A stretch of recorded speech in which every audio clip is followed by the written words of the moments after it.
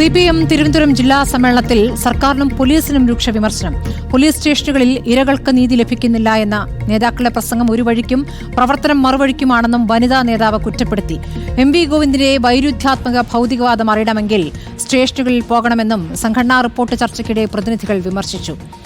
റിനു ശ്രീധർ വിവരങ്ങളുമായി. റിനു, MV ഗോവിന്ദനെ ഇരുത്തിക്കൊണ്ടുള്ള വിമർശനമാണ് വനിതാ നേതാവിന്റെ പ്രതികരണം. എന്താണ് നമുക്ക് അറിയാനാകുന്നത്? പോലീസിനും സർക്കാരിനുമെതിരെ എന്തൊക്കെ വിമർശനങ്ങൾ ഉയർന്നിരിക്കുന്നു സമ്മേളനത്തിൽ?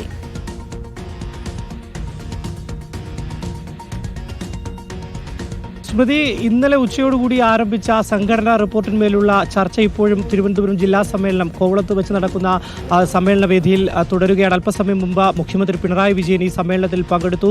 ഇന്നലെയും അദ്ദേഹം വൈകുന്നേരം പങ്കെടുത്തിരുന്നു. ഇപ്പോഴും ഇദ്ദേഹം ഈ ചർച്ച വീക്ഷിക്കുന്നുണ്ട് എന്നുള്ളതാണ്. മുഖ്യമന്ത്രി എത്തുന്നതിന് തൊട്ടു മുമ്പാണ് കാട്ടാക്കട ഏരിയ കമ്മിറ്റിയിൽ നിന്നുള്ള വനിതാ സഖാവ് രൂക്ഷമായി പോലീസിനെയും ഒപ്പം പാർട്ടി സെക്രട്ടറിയെയും വിമർശിച്ചുകൊണ്ട് രംഗത്ത് എത്തിയത്. പാർട്ടി സെക്രട്ടറിയുടെ വൈരുദ്ധ്യാത്മിക ഭൗതികവാദം അറിയണമെങ്കിൽ സംസ്ഥാനത്തെ പോലീസ് സ്റ്റേഷനുകളിൽ എത്തണമെന്നാണ് പറയുന്നത്. വനിതകൾക്ക് പോലും നീതി ലഭിക്കുന്നില്ല, ഇരകൾക്ക് നീതി ലഭിക്കുന്നില്ല പോലീസ് സ്റ്റേഷനുകളിൽ നിന്ന്. പ്രസംഗത്തിൽ മാത്രമാണ് ഇത്തരത്തിൽ ഒരു രീതി ഉള്ളത് നേതാക്കൾക്ക്, പക്ഷേ പ്രവർത്തനത്തിലില്ല എന്നുള്ളതാണ് ഈ വനിതാ നേതാവ് പരിഹസിച്ചുകൊണ്ട് പറയുന്നത്.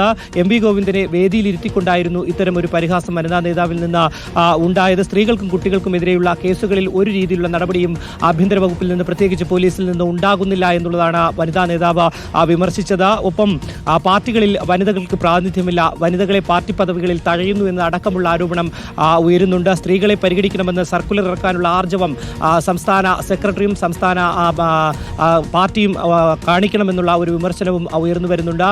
ഇന്ന് രാവിലെയും സംസ്ഥാന സർക്കാരിനെതിരെ അതിരൂക്ഷമായിട്ടുള്ള വിമർശനമാണ് സമ്മേളനത്തിൽ ഉണ്ടായത്. പ്രത്യേകിച്ച് ആരോഗ്യം, ഒപ്പം വിദ്യാഭ്യാസം, ഉന്നത വിദ്യാഭ്യാസം, അതേപോലെ തദ്ദേശ സ്വയംഭരണ വകുപ്പുകൾക്ക് എതിരെ വലിയ രീതിയിലുള്ള വിമർശനം ഉയർന്നു വന്നിരുന്നു. ഒപ്പം കഴിഞ്ഞ ലോക്സഭാ തെരഞ്ഞെടുപ്പിൽ പരാജയം ഏറ്റുവാങ്ങേണ്ടി വന്നത് രണ്ടാം പിണറായി സർക്കാരിന്റെ ഭരണത്തിലുണ്ടാകുന്ന വൈകല്യമാണ് എന്നുള്ളതാണ്. ക്ഷേമ പെൻഷനുകൾ കൃത്യമായി തന്നെ നൽകുന്നതിൽ വലിയ രീതിയിലുള്ള വീഴ്ച സംസ്ഥാന സർക്കാരിന് ഉണ്ടായി എന്നുള്ളതാണ്. ഒപ്പം ലൈഫ് ഭവന പദ്ധതി വിതരണം ചെയ്യുന്നതിലും വീഴ്ച പറ്റിയെന്ന അടക്കമുള്ള വിമർശനങ്ങൾ ഉയരുന്നുണ്ട്. എന്തായാലും MV ഗോവിന്ദനും ഒപ്പം മുഖ്യമന്ത്രി പിണറായി വിജയനും ഇപ്പോഴും സമ്മേളനത്തിൽ തുടരുന്നുണ്ട്, പങ്കെടുക്കുന്നുണ്ട്.